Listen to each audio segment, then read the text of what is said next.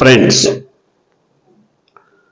ఆంధ్రప్రదేశ్ దక్షిణ భారతదేశంలో విభిన్నమైనటువంటి రాజకీయ పోకడలతో దేశంలోని తన ప్రత్యేకమైన పంధాను చూపిస్తోందా అంటే అవునని చెప్పుకోవాలి. దక్షిణ భారతదేశానికి సంబంధించి జరుగుతున్న వివక్ష తీవ్రమైంది. త్రిభాషా సిద్ధాంతం కానీ లేదా డీలిమిటేషన్కి సంబంధించి కానీ తమిళనాడు నేతృత్వంలో జరుగుతున్న పోరాటానికి సంబంధించినటువంటి ఒక రౌండ్ టేబుల్ సమావేశం, అంటే విభిన్న రాష్ట్రాలు కీలకమైనటువంటి నాయకులతో కూడిన సమావేశం రేపు జరగబోతోంది. 22వ తేదీ చెన్నైలో జరగబోతోంది. దీనికి స్టాలిన్ నాయకత్వం వహిస్తున్నారు. ఆయనే ఆతిథ్యం ఇస్తున్నారు అందరికీ. ఆయన అందరినీ పిలిచారు. వెస్ట్ బెంగాల్, పంజాబ్, ఒరిస్సా అందరినీ పిలిచారు. దాదాపుగా కొంతమంది అయితే నేరుగానే వస్తున్నారు ముఖ్యమంత్రులు, కొంతమంది తమ ప్రతినిధులను పంపుతున్నారు. ఉదాహరణకు కర్ణాటకలో సిద్ధరామయ్య రాకపోవచ్చు, డికే శివకుమార్ వస్తున్నారని వార్త. అట్లాగే మమతా బెనర్జీ రాకపోవచ్చు, మమతా బెనర్జీ స్థానంలో ఆమె ప్రతినిధి వస్తున్నారని వార్త. మరి ఆంధ్రప్రదేశ్ నుంచి ఎవరు వెళ్తున్నారు, తెలంగాణ నుంచి ఎవరు వెళ్తున్నారు? ఉభయ తెలుగు రాష్ట్రాలకు సంబంధించి తెలంగాణ నుంచి రేవంత్ రెడ్డి ముఖ్యమంత్రి హోదాలో అటెండ్ అవుతున్నారు. ఆంధ్రప్రదేశ్ నుంచి మాత్రం ప్రాతినిధ్యం లేదు. ఇక్కడే చాలా కీలకమైనటువంటి అంశాలను ప్రస్తావిస్తున్నారు. ఎందుకంటే బీజేపీ ఆడుతున్న వింత నాటకంలో ఆంధ్రప్రదేశ్ పావుగా మారిపోతుందా? ఇది చాలా తీవ్రమైనటువంటి విషయం, ప్రస్తావించాల్సినటువంటి విషయం, గమనించాల్సినటువంటి విషయం. అవసరమైతే ప్రజలందరూ కూడా మూకుమ్మడిగా దీనిపైన స్పందించాల్సినటువంటి విషయం. ఎందుకంటే ఫెడరల్ స్ఫూర్తితో, సమాఖ్య స్ఫూర్తితో పనిచేయాల్సినటువంటి కేంద్ర ప్రభుత్వం పూర్తిగా ఏకపక్ష ధోరణితో వివక్షపూరిత రాజకీయాలు చేస్తూ జనాభా ప్రాతిపదికన కేటాయింపులు జరుపుతున్న నేపథ్యంలో నష్టపోతున్నటువంటి రాష్ట్రాలు దక్షిణాది రాష్ట్రాలు.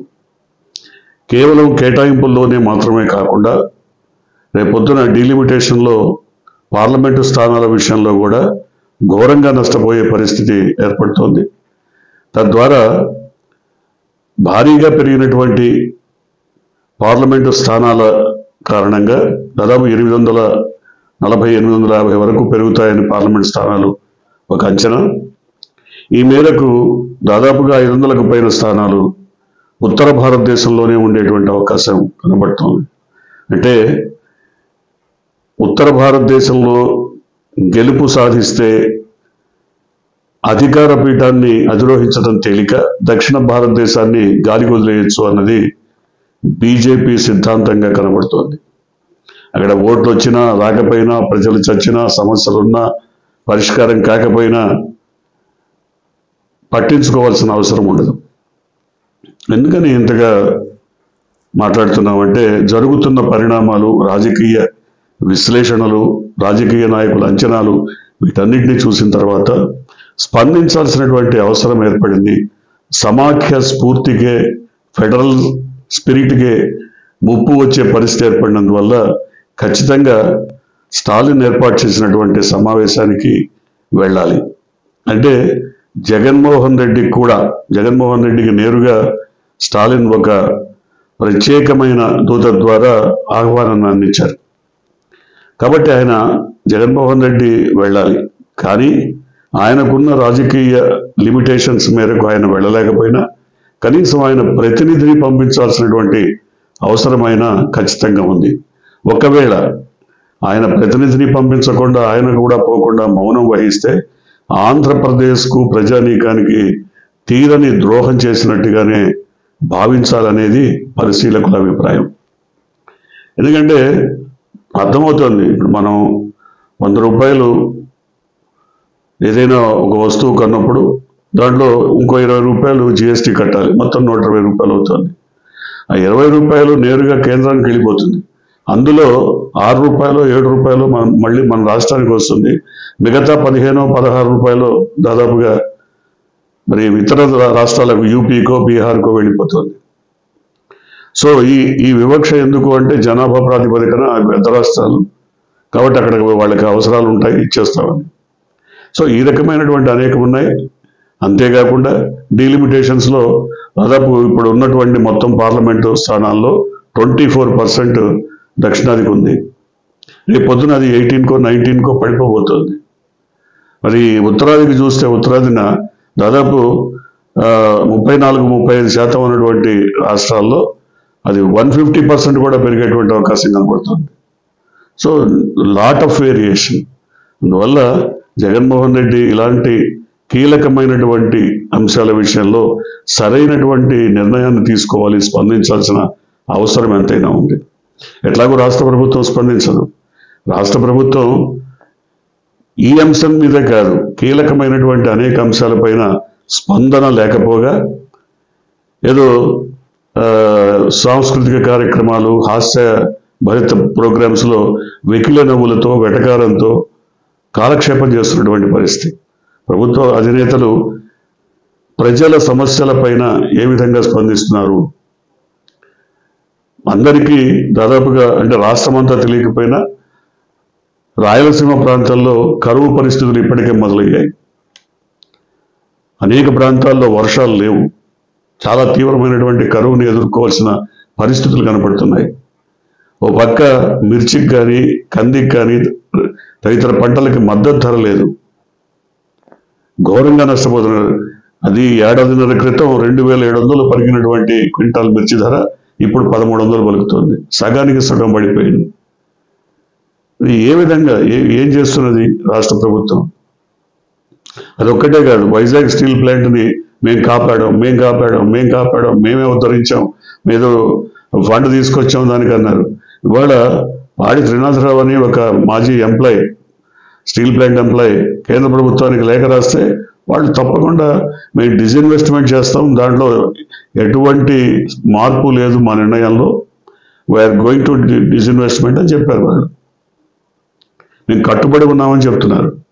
అంటే ఇంక ఈ రాష్ట్ర ప్రభుత్వం, ఈ ప్రభుత్వ పెద్దలు చెప్తున్నటువంటి మాటలు నీటి మూటలని ఎవరందరికీ అర్థమైపోతుంది కదా. వాళ్ళు స్పందించరు. స్టాలిన్ పిలిచినా స్పందించరు, ప్రజా సమస్యలపైన స్పందించరు.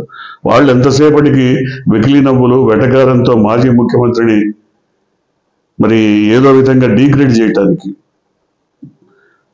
ఎన్నో రకాల ప్రయత్నాలు చేసి ఆనందిస్తుంటారు. అదేదో కార్యక్రమం పెట్టారు, ఎమ్మెల్యేలు ఎమ్మెల్సీల సాంస్కృతిక కార్యక్రమాలు. దాంట్లో ఎంత అనుచితమైనటువంటి ధోరణి, ఎంత అనాలోచిత ధోరణి, లేదా వాళ్ళ స్థాయిని వాళ్ళే దిగజార్చుకున్నటువంటి ధోరణి. ఇద్దరు ఎమ్మెల్యేలు అయితే చాలా ఘోరంగా మాజీ ముఖ్యమంత్రి జగన్మోహన్ రెడ్డిని వాడు వీడు అంటూ రకరకాల భాషతో చాలా న్యూనతా భావంతో మాట్లాడారు. ఇది వాళ్ళని వాళ్ళు కించపరుచుకున్నట్టే. రేపొద్దున జగన్మోహన్ రెడ్డి అధికారంలోకి వచ్చిన తర్వాత కూడా వాళ్ళ పరిస్థితి అంతే కదా. జగన్మోహన్ రెడ్డికి కొంత క్రెడిబిలిటీ ఉంది. ఆయన సింగిల్గా పోటీ చేసి 40% ఓట్లు తెచ్చుకున్నాడు.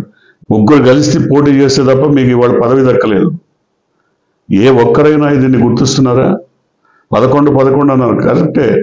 అది 11 అయినా 10 అయినా ఆయన 40% ఓట్ బ్యాంకు నిలబెట్టుకున్నాడు, సింగిల్గా పోటీ చేశాడు.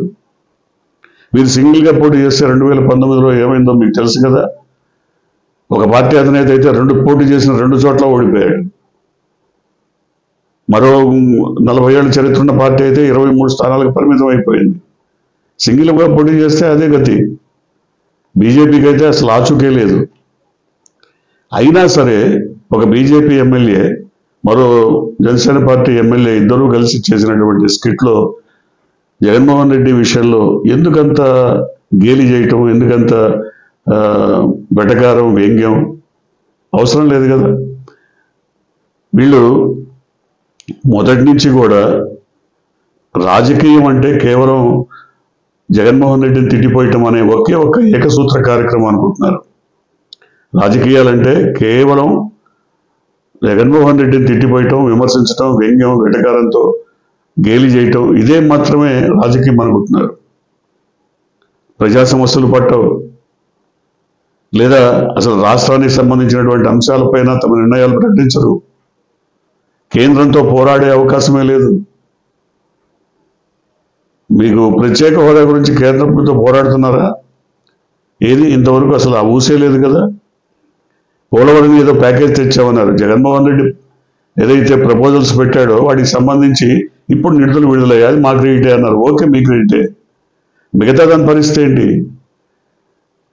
45.7 మీటర్స్ ఎత్తు ఉండాల్సింది వాడు 41.7కే మీరు దాన్ని దిగజార్చారు కదా. అంటే ప్రతి దాంట్లో కూడా రాష్ట్ర ప్రయోజనాలను తాకట్టు పెడుతున్నటువంటి పరిస్థితి కనబడుతోంది. ఒక పక్క ప్రజలు ఈ సమస్యలు విపరీతంగా ధరలు పెరిగిపోయాయి, ముబ్బడిగా ధరలు పెరిగిపోయాయి. గతంలో సంక్షేమ కార్యక్రమాల పేరుతో కొద్దో గొప్ప ప్రభుత్వం సహాయం చేయటం వల్ల పేదలు, నిరుపేదలు, నిర్భాగ్యులు వాళ్ళంతా కొద్దో గొప్ప నిలబడగలిగారు, నిలదొక్కుకోగలిగారు. ఇప్పుడు ఆ పరిస్థితి లేదు. సంక్షేమ పథకాలకు ఊసేది లేదు. సంక్షేమ పథకాలని అమలు చేద్దామన్న ఆలోచనే లేదని స్పష్టంగా అర్థమైపోయింది. సో ఈ స్థితిలో ప్రజలు ప్రజా సమస్యల్ని లేదా ప్రజల్ని పట్టించుకోవడం, లేదా రాష్ట్ర సమస్యల్ని రాష్ట్రాలని పట్టించుకోవడం లేకపోగా వెకిలి వ్యంగ్యం వెటకారంతో ఈ రకంగా చేస్తున్నటువంటి చర్యల వల్ల వాళ్ళ క్రెడిబిలిటీ దెబ్బతింటోంది. వాళ్ళే నైతికంగా దిగజారుతున్నట్టు ప్రజలకు అర్థమైపోతుంది. చూద్దాం, ఈ ప్రభుత్వం ఇప్పటికైనా మేలుకొని ప్రజా సమస్యల మీద, రాష్ట్ర సమస్యల మీద, రాష్ట్ర అభివృద్ధి మీద మరి తమ దృష్టిని కేంద్రీకరిస్తుందేమో చూద్దాం. మీరు కొత్తగా కనుక ఈ ఛానల్ని చూస్తున్నట్టయితే, మీరు ఇప్పటివరకు మన ఛానల్ని సబ్స్క్రైబ్ చేసుకున్నట్టయితే వెంటనే ఛానల్ని సబ్స్క్రైబ్ చేయండి. వెంటనే వీడియోని లైక్ చేసి షేర్ చేయండి. బెల్ ఐకాన్ని